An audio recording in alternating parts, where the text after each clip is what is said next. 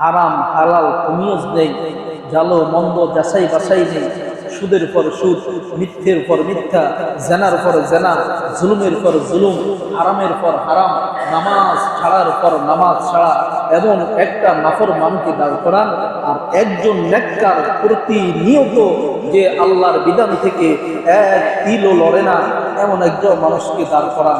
তাদের মধ্যে পার্থক্য থাকবে কি থাকবে না? কথা বলেন, থাকবে কি থাকবে না? দুজনের বয়সী 70, কিন্তু পার্থক্য অনেক, ঠিক না? ওই নামাজের দিকে চাইতে যেমন মায়া লাগবে, ওই নামাজের দিকে চাইতে যেমন বলিষ্ঠ লাগবে, একজন নাফরমান গুনাহগারের দিকে চাইতে কি এমনটা লাগবে? কেন? বয়স তো সমান, মানুষই তো মানুষ। খাওয়া দাওয়া নামাজি থেকে বেনামাজি বেশি খায়, সুদের খায়, ঘুষের খায়, মিথ্যের খায়, চুরির খায়, ডাকাতির খায়, ডানের খায়, বামের খায়, সব খায়।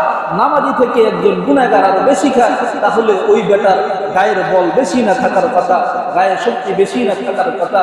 আল্লাহ কথাই মিথ্যে না। নবীজি বলে ওয়াইনুন ফিল বাদান, যারা নামাজ ছেড়ে দেবে, গুনাহের কাজে লিপ্ত হয়ে যাবে, আল্লাহ ধীরে ধীরে তাদেরকে দুর্বল এমন ভাবে করবে, গুনাহগার নাফরমান